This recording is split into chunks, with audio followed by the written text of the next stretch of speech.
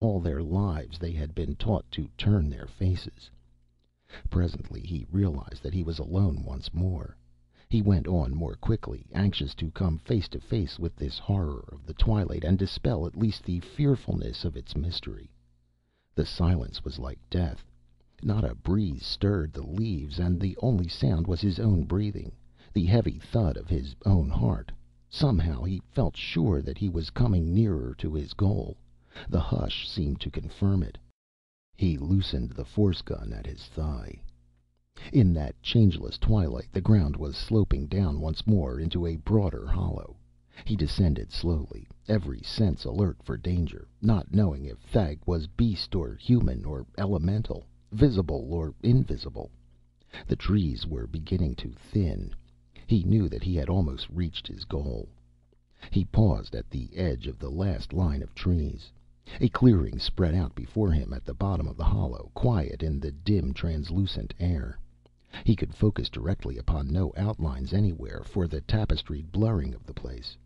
But when he saw what stood in the very center of the clearing, he stopped dead still, like one turned to stone, and a shock of utter cold went chilling through him. Yet he could not have said why. For in the clearing center stood the Tree of Life.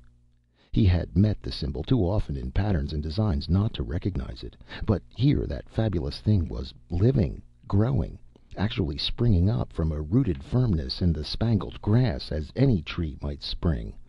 Yet it could not be real.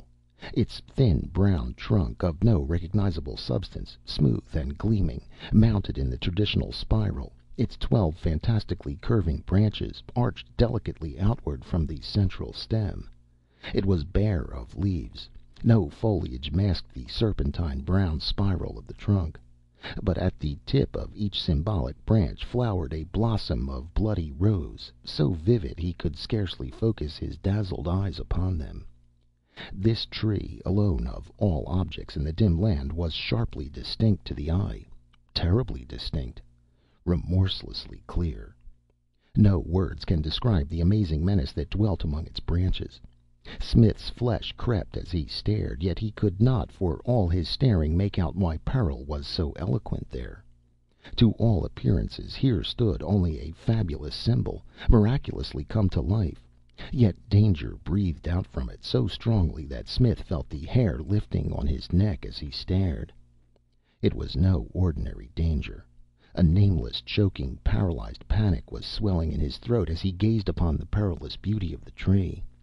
Somehow the arches and curves of its branches seemed to limn a pattern so dreadful that his heart beat faster as he gazed upon it. But he could not guess why, though somehow the answer was hovering just out of reach of his conscious mind. From that first glimpse of it his instincts shuddered like a shying stallion, yet reason still looked in vain for an answer. Nor was the tree merely a vegetable growth. It was alive, terribly, ominously alive. He could not have said how he knew that, for it stood motionless in its empty clearing, not a branch trembling, yet in its immobility more awfully vital than any animate thing. The very sight of it woke in Smith an insane urging to fight, to put worlds between himself and this inexplicably dreadful thing. Crazy impulses stirred in his brain, coming to insane birth at the calling of the tree's peril. The desperate need to shut out the sight of that thing that was blasphemy, to put out his own sight rather than gaze longer upon the perilous grace of its branches, to slit his own throat that he might not need to dwell in the same world which housed so frightful a sight as the tree. All this was a mad battering in his brain.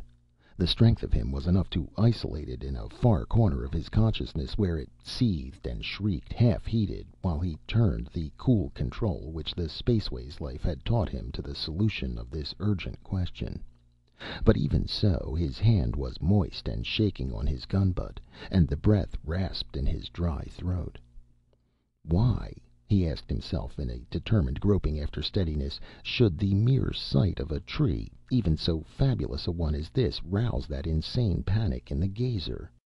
What peril could dwell invisibly in a tree so frightful that the living horror of it could drive a man mad with the very fact of its unseen presence? He clenched his teeth hard and stared resolutely at that terrible beauty in the clearing, fighting down the sick panic that rose in his throat as his eyes forced themselves to dwell upon the tree. Gradually the revulsion subsided.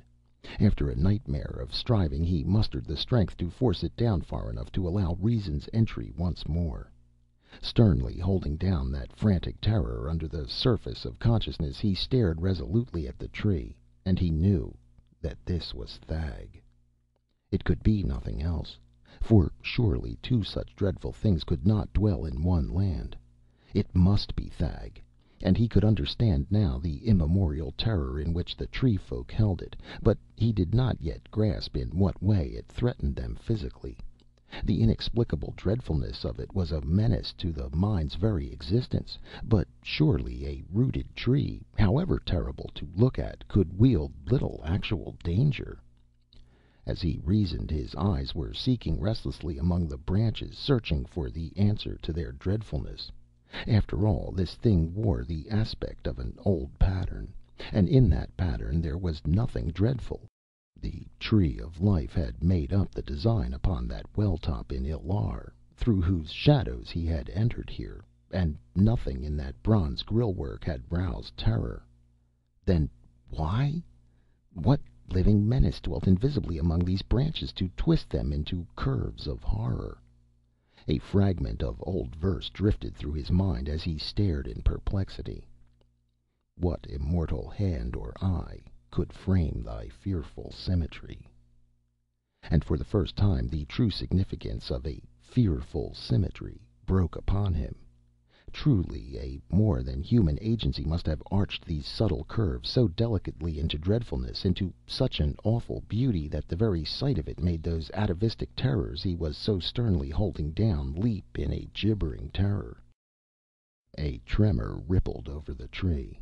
Smith froze rigid, staring with startled eyes. No breath of wind had stirred through the clearing, but the tree was moving with a slow, serpentine grace, writhing its branches leisurely in a horrible travesty of voluptuous enjoyment.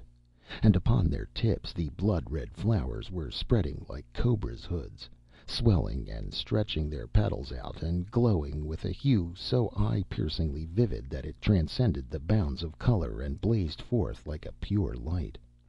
But it was not toward Smith that they stirred. They were arching out from the central trunk toward the far side of the clearing. After a moment Smith tore his eyes away from the indescribably dreadful flexibility of those branches and looked to see the cause of their writhing. A blaze of luminous white had appeared among the trees across the clearing. The priestess had returned. He watched her pacing slowly toward the tree, walking with a precise and delicate grace as liquidly lovely as the motion of the tree. Her fabulous hair swung down about her in a swaying robe that rippled at every step away from the moon-white beauty of her body. Straight toward the tree she paced, and all the blossoms glowed more vividly at her nearness, the branches stretching toward her, rippling with eagerness.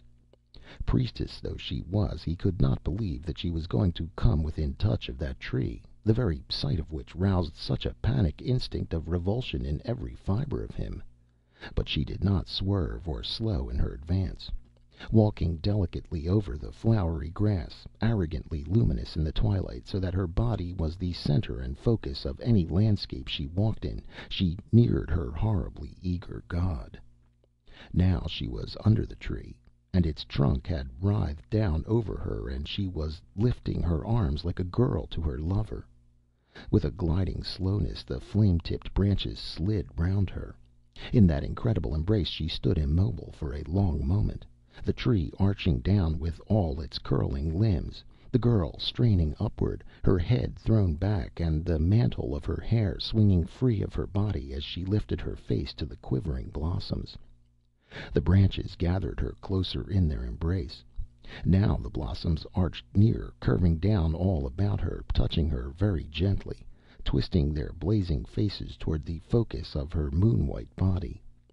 One, poised directly above her face, trembled, brushed her mouth lightly, and the tree's tremor ran unbroken through the body of the girl it clasped. The incredible dreadfulness of that embrace was suddenly more than Smith could bear.